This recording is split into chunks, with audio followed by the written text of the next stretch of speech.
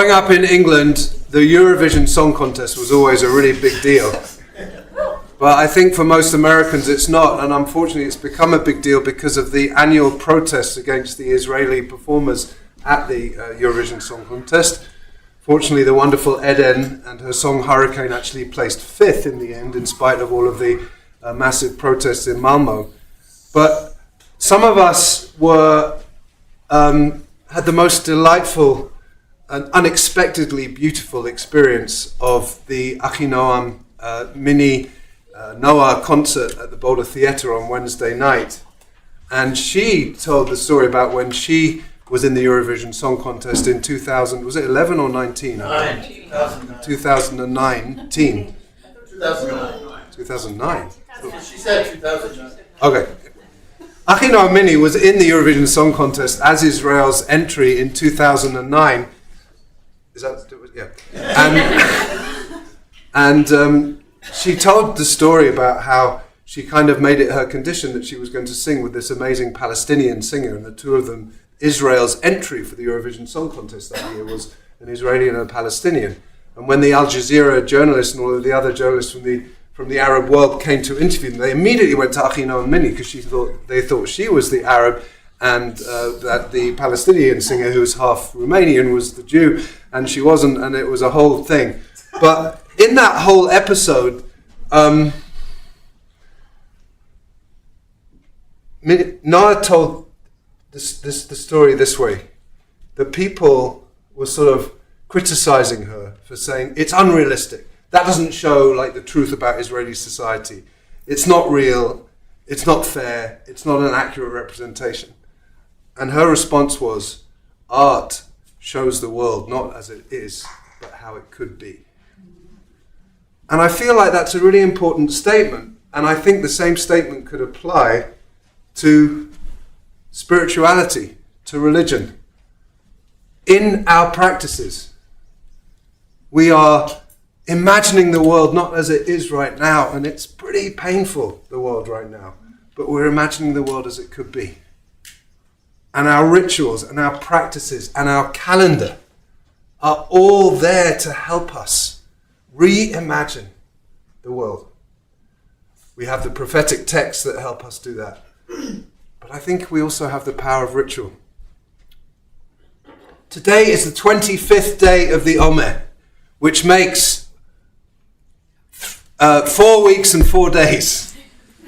4 weeks and 4 days, and is the exact 3 weeks and 4 days, which is the exact midpoint. Which is the exact midpoint of the Omer.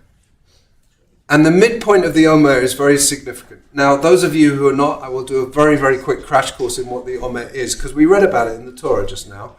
וספרתם לכם ממות השבת מיום אביכם את עומר התנופה 7 שבתות תמימות תהיינה תספרו 50 יום. You will count 50 days, 7 weeks, counting 50 days. And it's a ritual of counting days that starts on the second night of Pesach and finishes right before Shavuot, which is coming up here, and you're all invited. We're going to have an amazing Shavuot here. But the process of counting the days was originally, as we just read about, an Omer is like a measure of barley, because we're counting from the barley harvest to the wheat harvest. On Shavuot, we celebrate the first fruits and the wheat harvest. Pesach is about the barley harvest. Every single day for 49 days, the Kohen would take a measure of barley and wave it like this. It was called a tenufa, a wave offering. And in that waving, there was this kind of embodied prayer that says, please may we have the right kind of moisture so that our crops will grow and our people will not starve. For the rabbis, when already the Jewish world was not as agriculturally based as it had been, for the rabbis, the counting was different, because Shavuot, we are celebrating what? According to the rabbis, the giving of the Torah. Zman matan Toratenu, the season of the giving of the Torah. And on Passover, on Pesach, we're celebrating Zman Cheirutenu, which is the season of our freedom. We're going from freedom from Egypt to the receiving of the Torah, and we count every single day of those days. And each day is like a building up for the excitement of what that might mean to renew a covenant or to begin a covenant all over again through the Torah. But for the Kabbalists, it's a whole different thing. Every single day has a different quality which we can embody and which we can work on and which we can embrace. And today, as Rabbi Eva said, is Netzach of Netzach. The fourth week of the Omer is the week of Netzach. And the fourth day of the fourth week of the Omer is Netzach of Netzach. The word Netzach, and we had Rabbi Eva and I were part of a rabbinic meeting the other day where all of the rabbis of Boulder, most of the rabbis of Boulder, got together, and we talked about different ways in which we understand Netzach, different translations of Netzach. And it's sometimes translated as endurance, it's sometimes translated as, Eva, give us your translation. Perseverance. Sometimes I like to think of it as sustainability. It can mean victory in a military sense. There are many other ways of anyone have a good translation of Netzach? Huh? Eternity. Who said that? Yes. Eternity is actually the one that I really want to hold on to for the moment. This idea of eternity. What is eternal in this fleeting world? You know, we heard Peter talk about his brother and that fleeting nature. What is really eternal? In a lot of the Hasidic commentaries, they talk about Netzachi as being that which endures, in that sense that which is eternal. What gives us a sense of eternality? What gives us a sense of longevity? What gives us a sense of something that lasts beyond all of the mishul gas, beyond all of the craziness that we find ourselves in, beyond all of these relationships that are so strained right now? Who has strained relationships right now in their life? I have so many. I think I may have actually lost 2 friends since October 7th. It's like the realities of the inability for us to speak to each other in a civil way. And so what transcends that? What goes beyond that? What gives us that strength? And a big part of it, I think, is what we read in the Torah today. The power of ritual and the power of our calendar. Netzach of Netzach, as I said, halfway point of the Omer. And there's this idea, and it's actually beautifully expressed by Rabbi Gabriel Goldfeller, who actually says that that Netzach of Netzach represents a transition between the inner world of thinking and planning and the outer world of action, relationship, and responsibility. A push is needed in order to make that move. Netzach of Netzach is that push. We can spend the first 3.5 weeks of the Omer thinking about, what's possible, thinking about our big plans, our programs, our projects. But Netzach of Netzach says, okay, now it's time to really do it. Now it's time to build the building. Enough talking about it. The planning happens in the first half of the Omer, and the second half is about the action and the doing in a way. And Netzach is also about this deeply personal, internal ways in which we think about how we want to endure and how we want our legacies to endure in this world. So when we read about the cycle of holidays, when we read about Shabbat, when we read about these Moadim, these sacred appointed special times, to me there's something about tuning into the power and the ritual that is associated with the calendar that is Netzach, that gives us this sense of something eternal and something enduring and something that gives us hope, something that helps us create a vision of a world that is not the world as it is, but the world as it could be. Rabbi Jonathan Sachs, yes, I haven't quoted him for a little while, but I'm quoting him today. The Torah uses the term Mikra Kodesh, or Mikra Kodesh, which means holy appointed times. The holy appointed times that we read the list of in the Torah, or part of the list. And he says, the phrase Mikra Kodesh comes from the same root as the word that gives the entire book, that is the book of Leviticus in Hebrew, Vayikra, that gives the entire book its name, Vayikra, meaning to be summoned in love. A Mikra Kodesh is not just a holy day, it is a meeting to which we have been called in affection by one who holds us close. I want to read that again, because some of you weren't paying attention, I can tell. A Mikra Kodesh is not just a holy day, it is a meeting to which we have been called in affection by one who holds us close. So I want to suggest that our relationship to time and space, our relationship to ritual, our relationship to the calendar is Netzach of Netzach. That there's something about the ways in which we tune in to being called into holiness, to being called into community, that has a real power to it, and something that can transcend all of the ways in which we feel so crazy right now. Alden Solovey, who is a friend and a poet and a modern liturgist who's been here as a scholar in residence at Bonei Shalom, he talks about the word moed. Moed is related to this as a kind of... A moed is a special time or a festival. And he has a poem that he has written about moed called Reunion. And he says, "Follow the moon and the stars, and you will always know when to meet me. Our appointed times and appointed seasons are set by signs in the sky. When you look toward heaven and I look toward earth, we will always know when to find sacred reunion.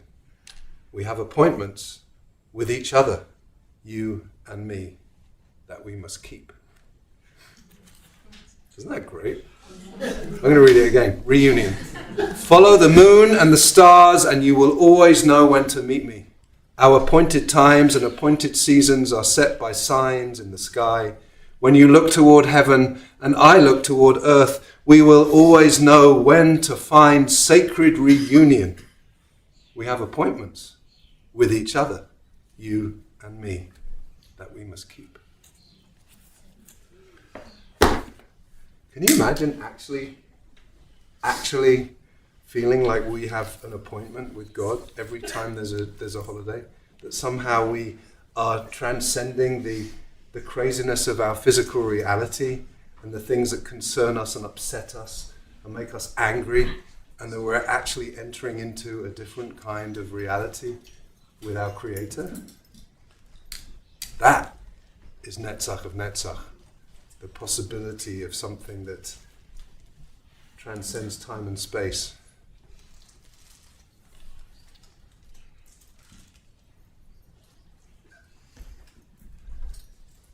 And on this Shabbat that we're honoring new members, and honoring really all of us, I want to also suggest that Netzach of Netzach is about the power of community. You know, I've quoted before Brené Brown in her book Braving the Wilderness, talks about the fact that so many people come together because they hate the same people. And she calls this common enemy intimacy. This idea that I don't really know you, not even sure if I care about you that much, but you hate the same people that I hate, so that's cool. We can hang out together. Common enemy intimacy. And she says that's not really about creating connection. Yeah, there are people that we probably collectively agree on that we don't love that much right now, but that's not what brings us together as community. What brings us together as community is love, not hate, and the desire for connection, not the desire for disconnection. And so our hope, of course, is that those of you who are coming into our community will find those ways in which we can connect to each other more deeply, not the ways that we can talk about the people that we don't like.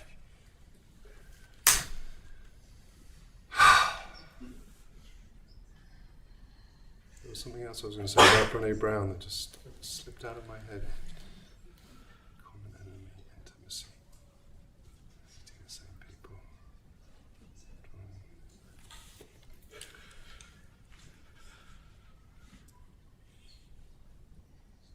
Noah, in that same concert on Wednesday night, towards the end of the concert, she said, and I don't remember exactly her words, but she said, "If I want someone not to hate me, then I'm going to choose not to hate them." there was a list of different things that she said. Maybe some of you who were there would remember them. Do you remember? Oh, I just remember it had to do with Gandhi's Be the Change. Right. So she held up the memorial candle that had been lit, and then she held it up and she said, I want to be the light. I don't just want to see the light, I want to be the light. And then she quoted Gandhi saying, meeting all of the animosity and with the kind of the opposing force to Right. be the change. So even though you might want Yes. to react in anger or react in hate, yeah, that you override that and you be the change. exactly, You meet it in love, you meet it in tolerance, you meet it in... yes, beautiful. I'll just repeat some of that, but she was talking about how to be the change that you want to see in the world is by meeting the other, the person that you might be inclined to hate, meet them with love, and maybe their hate will be transformed into love. It's just such a powerful. I mean, in one way it's so simple, but in another way it's probably the most complicated thing because we're all feeling reactive right now. We're all feeling like there are people that we, might hate or despise or disagree so strongly with. But like, if we just recognize the humanity in them and just say, you know what, I love you. I don't agree with you. Nothing that you say makes any sense to me. But you know what, I'm going to choose to love you. And then maybe you will hate me less. And maybe you'll even eventually be able to love me. So that's, I think, a very powerful message that, of course, is also Netzach. Netzach can't be about hate, ultimately. Yes, we can talk about Netzach in the terms of victory, but what does it really mean to win? In his book Morality, Jonathan Sachs talks about the whole concept of machloket l'shem shemayim, about a dispute for the sake of heaven, which comes from Pirkei Avot, which we're studying every week at this time of year. And he says that if a machloket l'shem shemayim means a dispute for the sake of heaven, Jonathan Sachs says, if a dispute is really for the sake of heaven, if I win, I win, but if I lose, I also win. Because if it's really about finding a greater truth, then there is no loss in that genuine. But if a dispute is for the sake of being right rather than for the sake of heaven, then if I win, I lose, and if I lose, I lose. Because nothing has been gained in the interaction. And so I think that's a really powerful way in which, if we really think of, because the Mishnah says in Pirkei Avot that disputes that are for the sake of heaven, like the ones of Hillel and Shammai, it says, Sofa mikayemet, its end will endure. What does it mean, its end will endure? It means it goes into the realm of eternity, which is Netzach of Netzach. If we really, really are in disagreement with each other and it's for the sake of heaven, then it has an eternal quality to it. And that's what I think, the combination of being in community, of connecting to each other in community, of feeling ourselves invited to sacred appointments with the Holy One every time there's a Jewish holiday, and of feeling that profound choice of choosing to love rather than to hate, of being the change that we want to be. I think all of these qualities help us perhaps get a glimpse of something that transcends time and space, that transcends hatred, that transcends the incredibly, and I'm not minimizing what we're all feeling right now, because a lot of us are feeling very riled up in all kinds of different ways, but that something about tuning into this quality of Netzach, and the power of our ritual, and the power of our calendar, and the power of this community to help us take the vision forward for generations. Shabbat Shalom. Yes. I'm so sorry to take space, but I just have to share that we walk with the hostage every week, and the first walk took place on the 49th day of captivity, and I've never really forgotten that in terms of counting. And the Omer and the captivity days are kind of lined up with 225 and 25.